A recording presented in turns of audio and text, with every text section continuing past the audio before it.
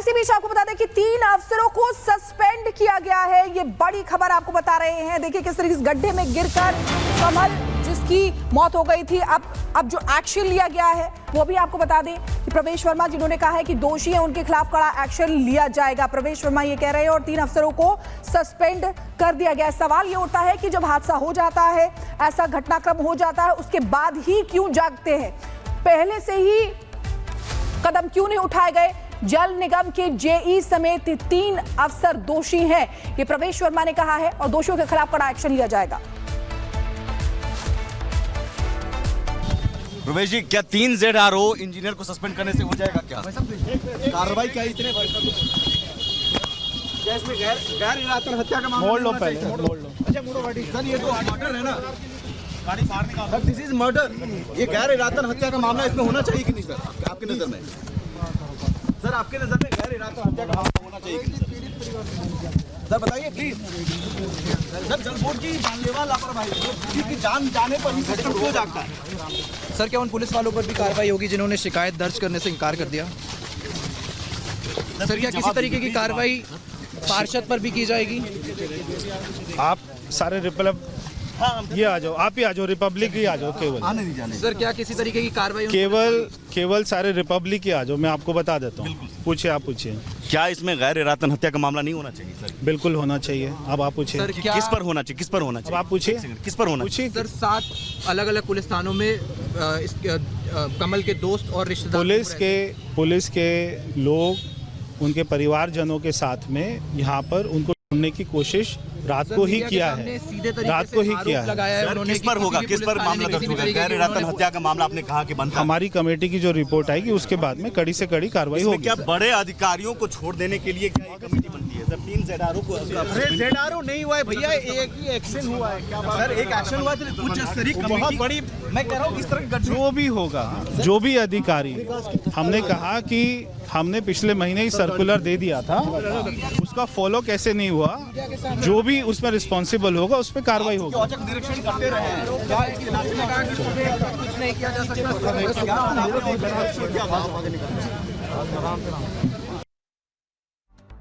40 minute से ज्यादा का वक्त हो गया।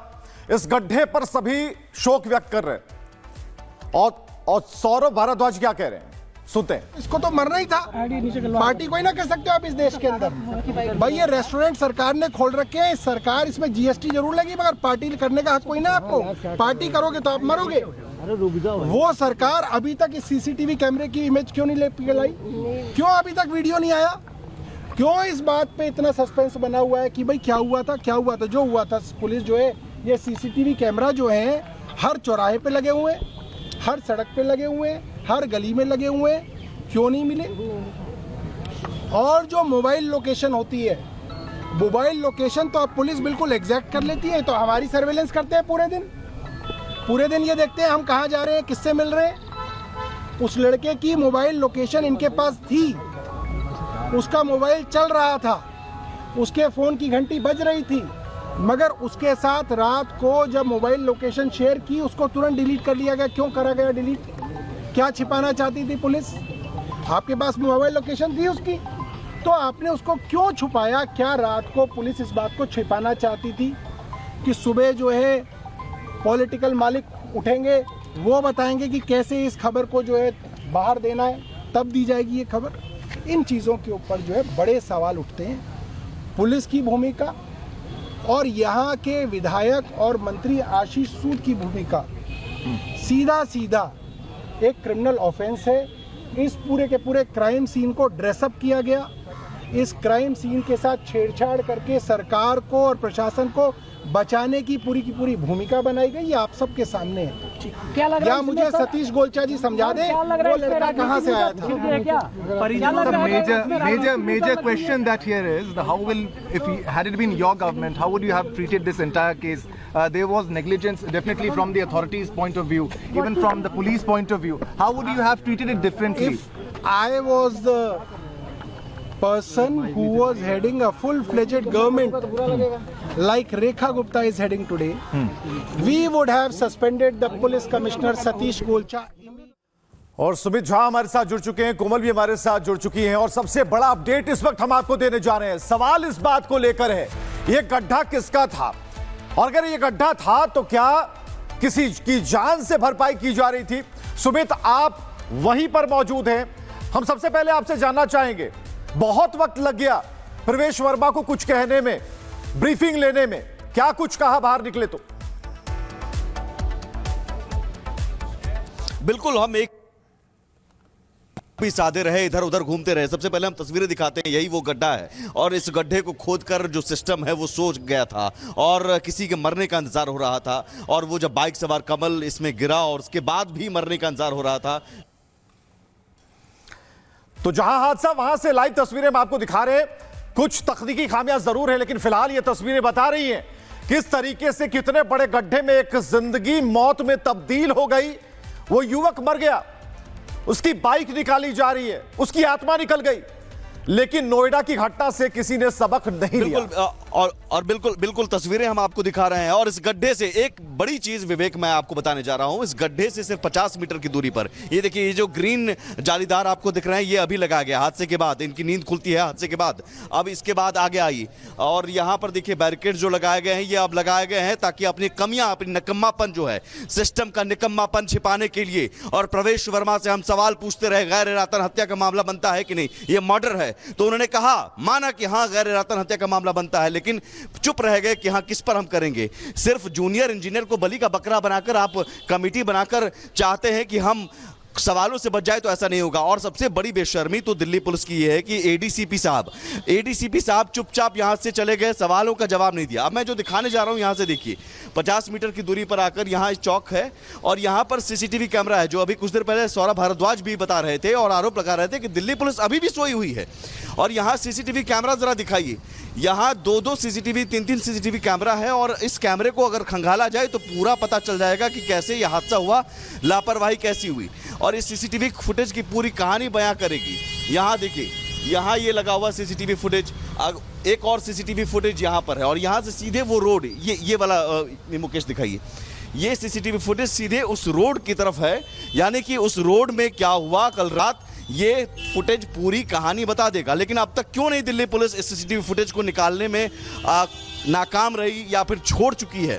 क्योंकि नाकामी किसकी है? दिल्ली पुलिस की है। 7 थानों के बाद शिकायत पहुंची, लेकिन कोई शिकायत को लेने के लिए तैयार नहीं हुआ। शायद उस मोबाइल को, लोकेशन को ट्रेस किया जाता परिवार वालों के कहने पर, तो पता चलता कि उस गड्ढे में है, उस गड्ढे से उसे रेस्क्यू किया जा सकता था। या फिर जो बेशर्मी सिस्टम की दिखी नोएडा में, शायद यहां रेस्क्यू टीम भी पहुंचती तो वो भी देखती रहती तमाशा और मरने के लिए छोड़ दिया जाता, युवराज की तरह कमल को भी, और छोड़ ही दिया गया है। सबसे बड़ा सवाल है कि प्रवेश वर्मा चुपचाप यहां से निकल गए। हमने यहां तक कि पूछा कि साहब मुआवजा भी मिलेगा, कोई जवाब नहीं। आप समझिए, सिस्टम आपका सड़ा हुआ है, सिस्टम आपका कोई जवाब नहीं है। सुमित, कोमल भी इस वक्त हमारे साथ मौजूद है। कोमल, जो हुआ नहीं होना चाहिए था और जो हो गया है उस पर सरकार की चुप्पी ये बता रही है कि उसे मारा गया है। साफ आप कह सकती हैं उस युवक की हत्या की गई है, क्योंकि गड्ढा जिसने भी किया उसके ऊपर पूरी पेनाल्टी होनी चाहिए।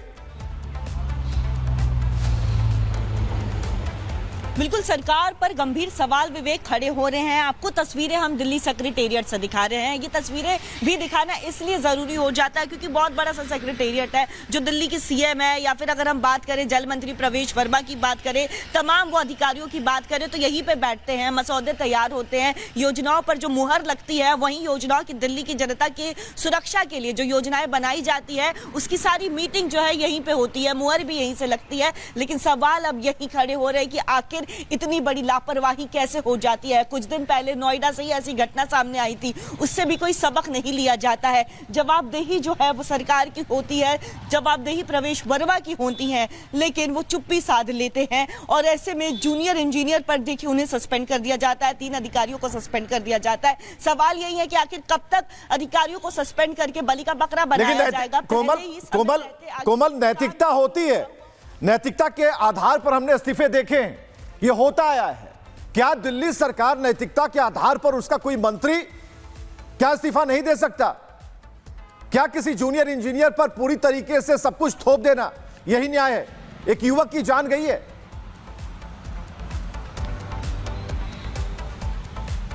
बिल्कुल विवेक, अगर हम बात करें तो जब पिछले साल चुनाव हुए थे तो हमेशा से एक मुद्दा जो है वो हमेशा से गरमाया रहा कि दिल्ली में कई सारे गड्ढे हैं, दिल्ली की जो सड़कें हैं वो गड्ढे में तब्दील हो गई है। ये लगातार ये मुद्दा जो है गरमाता रहा। सरकार ने कहा, बीजेपी ने कहा जब हमारी सरकार बनेगी तो हम सारे गड्ढों को भरवा देंगे, लेकिन यहाँ पे ये जो खामी आई है, ये जो कमल जो है जिस गड्ढे में उसकी मौत गिर के मौत हो जाती है वो जल बोर्ड का ही गड्ढा होता है। यानी जल बोर्ड काफी ज्यादा लापरवाही जो है उन्हीं की डिपार्टमेंट की होती है और ऐसे में गंभीर सवाल जो है विवेक वो भी खड़े हो रहे हैं। विपक्ष की बात करें तो विपक्ष जो है लगातार हमलावर है कि आपने तो कहा था जब आपकी सरकार बन जाएगी तो जितने बहुत बहुत शुक्रिया कमल, बहुत बहुत शुक्रिया तमाम जानकारियों के लिए।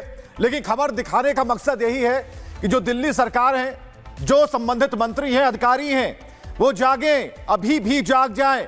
अगर दिल्ली में इतने गड्ढे हैं तो उसे ढक दीजिए अगर काम नहीं करना है तो। बहुत बहुत शुक्रिया आप सभी का जानकारी देने के लिए।